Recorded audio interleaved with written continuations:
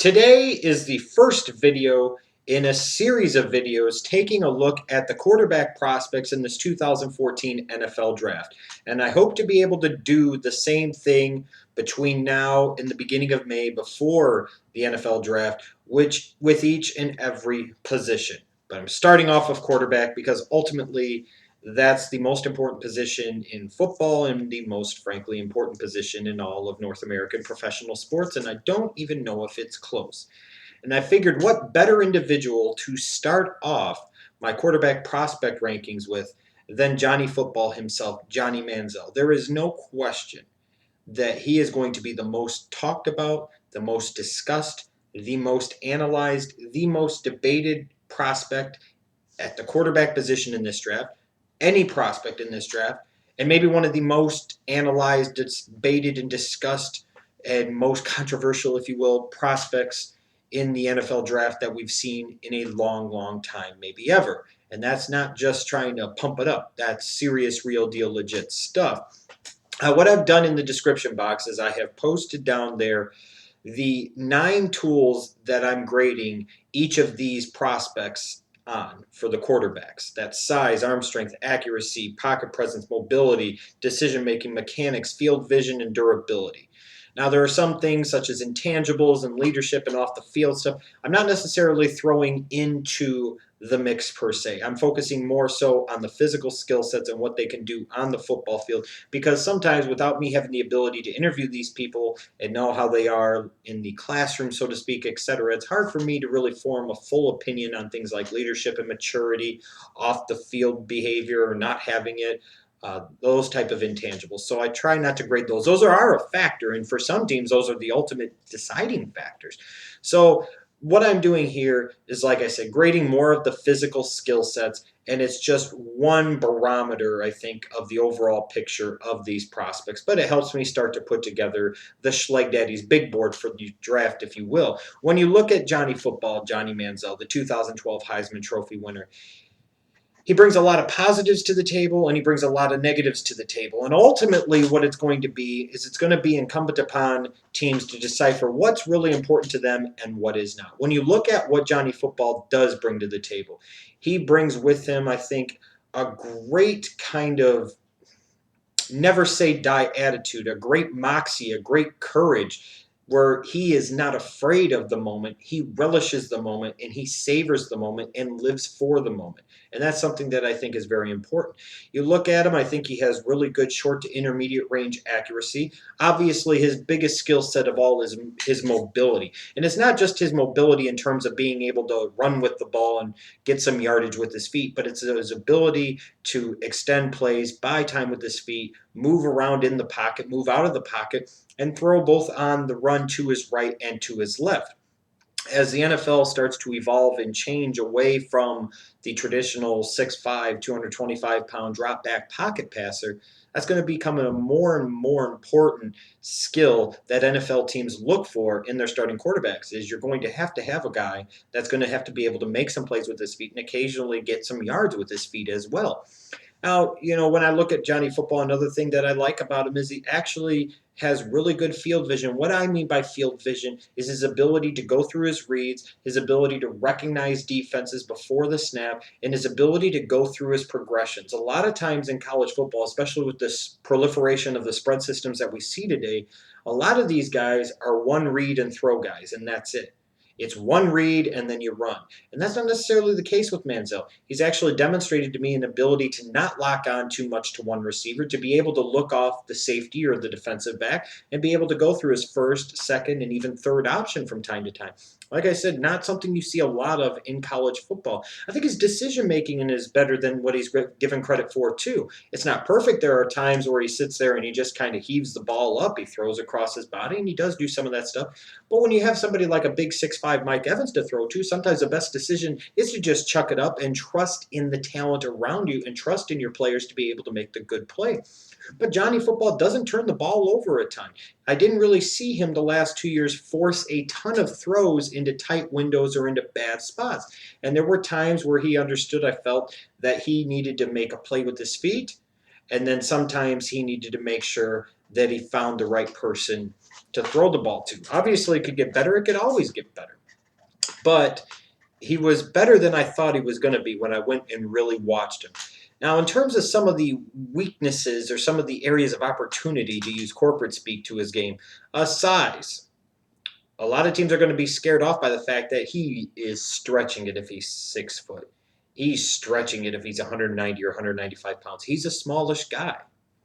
There's not really much he could do about that, except maybe he could hit the weight room a little harder and maybe put on about 10 or 15 pounds of muscle to help chisel his body a little bit to help him deal with the rigors of a 16-game NFL regular season. Because with that lack of size, some teams are going to be concerned about his ability to see over the offensive and defensive lines, his ability to be able to see throwing lanes, to be able to see over the defense when he needs to. And also they're going to be concerned with his ability to absorb impact and absorb the contact and the physicality that comes with the NFL, especially with Manziel's kind of loosey-goosey, kind of reckless abandon type of style.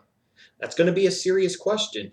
Our team's going to be afraid that he's going to suffer some major injuries or always be plagued with some nagging injuries that affect his ability to start every game or affect his play on the field. His arm is not the strongest, and sometimes that I think is due more so not to his arm but to his mechanics. He doesn't step into a lot of his throws. In fact, he flat out falls away from them. So instead of being somebody that gets the ball in a good position and then sits there and follows through with his whole body, using his lower body as a tool to help generate velocity, torque, and ultimately deliver the ball quicker to his target, he falls away, and he doesn't have a ton of natural arm strength like a Brett Favre or somebody like that to be able to get away with that. So all it does is it tends to sap some velocity from his ball and leads to some floaters and to some underthrows. And that's something that he's going to have to work on and he's going to have to address. Now, I do like his quick release. I feel he has a relatively quick release. I like his ball position when he is in the pocket, but he's going to have to work on his lower body. For all the talk of mechanics that you always hear when it comes to quarterback prospects and the talk of their upper body, their ball position, their arm motion, that is important. But sometimes just as important, if not more so, is their footwork and their utilization of their lower body in their throws and how they position themselves and set themselves up in a comfortable passing position in the pocket. It's one of those things that set Andrew Luck apart from Robert Grifin III in a lot of scouts and general managers' minds heading into the 2012 NFL draft was Andrew Luck's footwork and his mechanics with the lower half of his body, because that sometimes is every bit as important as what's going on with the upper half of the body. Durability, again, are going to be some concerns. Some teams are also going to be scared off by Johnny Manziel and his, I think, love of the spotlight, and they're going to question his ability to behave off the field. What's going to happen if we give this guy a big-time contract and we make him the star of the franchise? Is he going to get too much to handle? Is he going to be able to behave himself? Is he the type of leader and mature individual that we want representing this franchise? Is he going to be that guy that we really want, to say, here's our identity for the next 5 to 10 years? He's going to be an incredibly polarizing draft prospect. A lot of fans are going to think he's going to be the greatest thing ever. A lot of fans are going to think he's going to be a total bust. And it goes the same way for coaches, scouts, and general managers and front office personnel all throughout the National Football League. Maybe the most divisive prospect that I can recall in a long period of time. When I look at Johnny Manziel, I gave him a grade. Each of the 9 kind of categories in the description box down below have a grade between a 1 to a 10. So your grading scale is between 10 to 90, and I kind of put down there below too what that represents in terms of the overall score. And like I said, it's not a total picture. It's just one piece of it, but a big piece of it, no doubt about it. When all is said and done, I gave Manziel a 64.5, which to me kind of puts him into that group of being a average NFL starter, maybe the top 15 to 20 in terms of NFL starters in the league. Some of you might sit there and say, well, that's too high. Some of you might sit there and say, well, that's way too low. Keep in mind, a lot of it's going to depend on the scheme he goes to, the organization that he goes to, the head coach that he goes to. Are they going to be able to work on those things like his mechanics? Is he going to dedicate himself to getting a little stronger in the weight room? Is he going to dedicate himself to behaving and making sure that he is a good example and he is a good leader?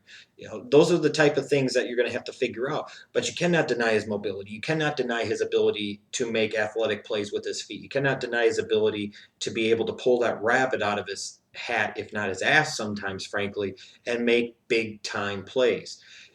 Johnny Manziel, when I look at him as a prospect, he's going to go somewhere in the first round. I'd be stunned if he didn't. Frankly, he'll probably go in the top 5 picks. I'd be surprised if he didn't. Would I necessarily take this guy in the top 5? I don't know about all that. Would I take him somewhere in the first round? Yes, because I would look at the upside and I would look at what he could do. And with the recent success of quarterbacks like Drew Brees and Russell Wilson, it reminds us that size is not the only thing that matters. There are a lot of positives that Manziel does bring to the table. There truly is. What could happen is 3 years from now, we could be looking at Johnny Manziel and saying, you know what? He was a quarterback that helped the NFL turn a necessary corner, and he helped change the league, the game, and evolve the NFL. Or 3 years from now, we could look at him as a Cade McNown type bust and be like, what the hell was everybody thinking? How could they not see how bad this guy was and how poor of a fit he was going to be in the NFL? You know, People are going to be either this way with him or that way with him. I happen to believe that Johnny Manziel can be a starting quarterback in the NFL and actually a pretty good one given time, but he does need to work on some things. He needs to improve his mechanics, especially his footwork and his body position with his lower body. He needs to hit the weight room a little bit, get a little stronger. He needs to understand that somebody's going to take him in the first round, probably very high in the top 5, maybe as high as number 1. You never know. He's going to have to learn to cut some of that childish crap out. I mean, let's be fair to Johnny Manziel. He's only like 21 years of age. So how many of us would have done that same type of stupid crap when we're 21? He's going to have to understand that he's going to be a professional now, not just an amateur getting paid to do professional things on the side. And he's going to have to make sure that he disciplines himself, he focuses himself, so that way he can be a great leader on the field through his moxie, through his courage, through his passion, his desire to win, but just as importantly, if not more so, in the locker room and off the field as well. Manziel, if I was drafting, I would consider taking him somewhere in the 20 range, frankly. I don't think he's the best quarterback prospect in this draft. I do not at this point in time. But I don't think he's going to be a bust either at this point in time, unless, like I said, he allows the off the field stuff to consume him because he's an incredible athlete. He fits that mold of the NFL quarterbacks now that are starting to be more mobile, that can sit there and make plays both with their arm and with their feet. And if he can work on improving his arm strength a little bit more and fix those mechanics, he's going to bring a lot to the table and potentially reward a franchise's gamble for taking him very high in the 2014 NFL draft.